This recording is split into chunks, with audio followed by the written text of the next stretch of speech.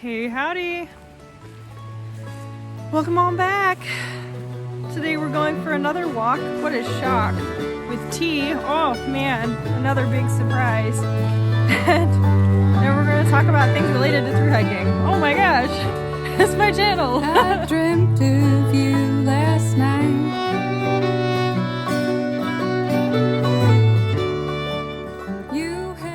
Today I was thinking we could talk about how I vlogged the Appalachian Trail. That's another one of those topics that I wished I had been able to find more information on before I left.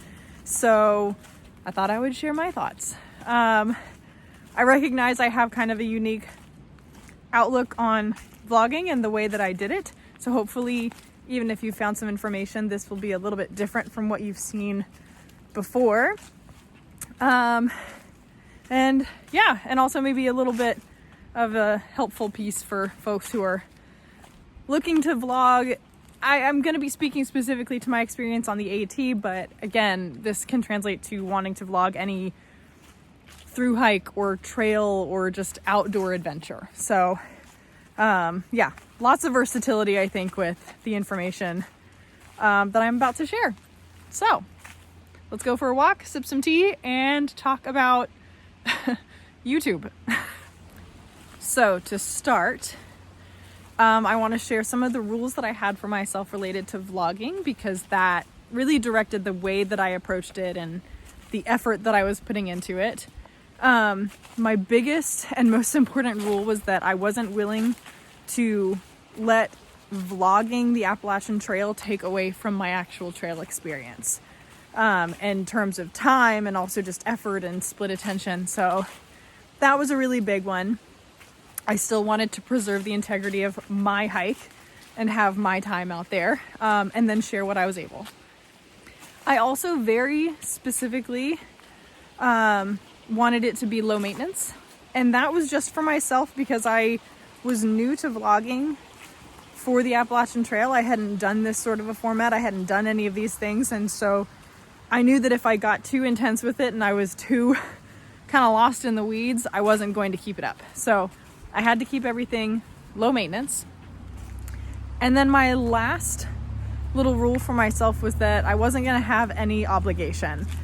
Vlogging the Appalachian Trail didn't mean that I was stuck out there and couldn't come off trail if that was what I needed to do. But that said, again, I didn't want it to be so heavy of an obligation that I was having to remove myself from times that I wanted to be enjoying myself, or having to redirect my focus from enjoying a really nice view to recording the really nice view. And so that just kind of helped, having lower expectations and no obligations to be this perfect vlogger from the get-go. I knew I was new and I treated myself that way, essentially.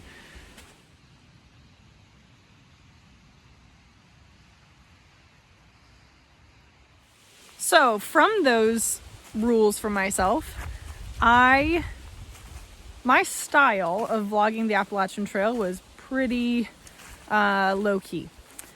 I did not have very technical gear, and my biggest decision that I made that I'm so happy I did is that I decided to do a weekly vlog of the Appalachian Trail rather than daily. Most people, from what I saw at least, are doing daily, and that is amazing and so impressive. Especially after finishing the trail. That is just an incredible amount of work that I never realized it really took. And now that I've done it, I can understand and appreciate how much work people who do daily vlogs put into it. But I decided to do weekly so that I had time. I had a whole week to put together content, and then plenty of time to actually edit that together and get it posted without feeling like I had to rush and every single day needed something. You know, if I was in a really bad mood one day and didn't feel like vlogging, I didn't. I also chose to offset my videos. So what that means is that I did not start sharing videos until 3 weeks after I was already on trail. And I did that for a few reasons. One was for safety. I didn't want necessarily people to know exactly where I was at on trail. I didn't want people to show up and find me. I appreciated all the support, but I did not want to be surprised on trail by people knowing where I was. So that was one reason. I also offset my videos like that so that I had time to put them together. I had multiple weeks to put together my content, edit my videos, upload them. If I was in a town and the Wi-Fi was terrible, I didn't necessarily have to rely on that hostel to get my stuff out. You know, in a few days I'd be back in another town and I could try to upload it again then. So as I said, I started out 3 weeks offset and I ended up 4 because I had some storage issues at one point that stopped me from being able to upload my videos. If you're thinking about vlogging, but you're not really sure how to do it, or you're worried it's going to be a lot, consider a weekly vlog because it really worked for me. Okay, now I want to share the tools that I used for vlogging, or the gear items that I had that related to vlogging the trail. And it's super simple. This is where you're going to start to see how low maintenance it was. Oh, hang on, I got to cross the cutest little stream.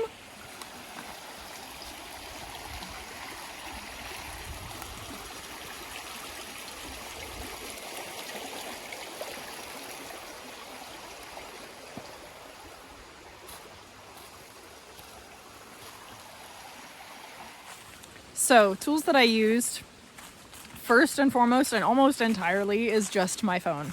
I have a smartphone. It is an iPhone, which only matters because of the editing software that I used, and I'll talk about that in a moment. Aside from that, I did not take a tripod or anything like that. I actually had a super no frills version of a tripod that I put together using a hair tie that I will show you now. Okay, so I feel like this needs just a brief example. For now, I'm going to use my broom as my trekking pole. I can't use my phone because I'm recording on that, so we're going to use a pen, and the only other thing that you need to actually attach the two is a hairband. So the way that this goes is you just put one little loop, you just put your phone into the hairband, and then what happens is you put your phone right up next to the pole and send this side around the back and over the other side, and it will hold like that. I know it's not a perfect example to show, but it holds it really well. Even this pen is not sliding because of the tension from the hairband itself. And you can adjust it. So you could extend your trekking pole all the way out and have your phone at the top for like a higher shot, or you could put it down at the ground, but guarantee that you're getting a flat shot rather than trusting a rock or something to hold up your phone. Anyway, no money spent, tripod. And aside from that, the only other gear items that I consider to go along with vlogging was my aftershocks, or just headphones in general, so that you can edit videos without disturbing people around you. And then besides that, I had a couple of devices for storage. That was something that I walked out on trail not having, and I ended up scrambling 2 or 3 times to try and find ways to get information off of my phone because it took up so much space. I will throw in a random caveat here that doesn't relate to gear. Consider the quality of video that you are going to be recording. I record my pre-trail stuff and post-trail stuff in 4K, but I backtracked to HD or 1080p for actually being on trail because the difference in the amount of storage space that takes up on the phone is so dramatic. and I'm happy with 1080p quality for on-trail vlogs. So something else to consider is what quality videos you're taking and how much storage that's going to take up, because you maybe should go ahead and consider storage before you get on trail so that it doesn't become a problem. I used 2 different devices. One was a USB to Lightning little connector that worked amazing. It had lower storage space though, so it only worked for a certain amount of time, and then I had to send that home and find another option. And the other option I found, I decided to mix it up, and also it allowed me to have a little bit more storage space, was a SD or micro SD card with an adapter. And that thing sucked. It never worked. It would get halfway through uploading videos and then fail, and I would have hundreds of videos that I then didn't know which ones had uploaded and which ones hadn't. It rarely connected. I think my family can attest to the fact that I was verbally frustrated with it many nights in the shelter when it just wouldn't do the simple thing that I needed it to do. And it failed enough times that I would never recommend it. I think that there are probably better products out there. I ended up with the brand that I got because it was the only one available to me in the town that I was in. And so just another reason to maybe consider it before, because your resources when you get out on trail end up being a bit more limited than you may expect.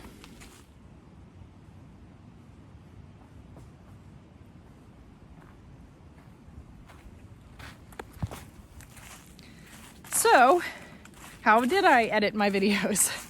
Great question. I used free software. So I mentioned that I have an iPhone, and the only reason that matters is because I used iMovie, which is free if it doesn't already come on your phone, for Apple products. And it's very limited. That's why you don't really see many crazy graphics or anything like that with my videos. It's very simple, but that's fine. That kind of fits along with what my goals were for this, keeping it low maintenance and also wanting this to be as natural of a format as I could manage. So I used iMovie for editing all of my stuff. I had the Canva app downloaded, and that is how I made my thumbnails for YouTube. And of course I had the YouTube app and YouTube Studio apps downloaded as well. You can now upload your videos directly from the YouTube Studio app, which is super great. I wish that was the case when I was on trail. For music, the iMovie app comes with royalty-free soundtracks, is what they call it. It's just kind of like little jingles that fit really easily into the background of videos. And I used those a lot before trail when I was, practicing and getting ready. When I actually got on trail, and I did this beforehand, I got explicit permission from some friends of mine that I went to college with who have a band now to use some of their music in my videos. And that allowed for some consistency. I knew I wanted one sound to come from my actual weekly videos, and so I got that. The band's name is Cherry Blossom Special, and you can find them linked in all of my vlogs, from actual trail and from post-trail videos. I've got them linked in the descriptions to all of those videos. So just something else to keep in mind if you want music in your videos. Keep in mind royalties and copyright issues. The times that I would edit my videos was essentially any and all free time. Mostly what that came down to was when I would get to camp in the evenings, there would be some amount of downtime before and after dinner. And that was usually when I was editing videos. That said, if there was something particularly entertaining going on, or we were having a good night and all hanging out, I of course was valuing that one-on-one time or in-person time higher than editing my videos. You go, girl. This is my favorite bridge. It's super slick today too, so I actually have to stand on the words, but it's helpful. So overall, if I was going to say what the general advantages for vlogging my through hike were, the biggest one is that I have those memories. I have documentation of myself at the time, my friends at the time, the experiences, the weird interactions that we had, all of that. I have that in a visual format that I can go back and look at. Have I necessarily yet? No, but I will. I've just been a little afraid to while it's this fresh, but I will. I also really loved that I could share my experience with my family, especially the family that is maybe a little bit more extended. They still got to see my trip and hear my stories from me. And that's a really beautiful thing too. And then also it's just really nice to share. Little bridge. I really enjoyed sharing with all of you. All I ever wanted to do was share my experiences and I did that and it was pretty well received.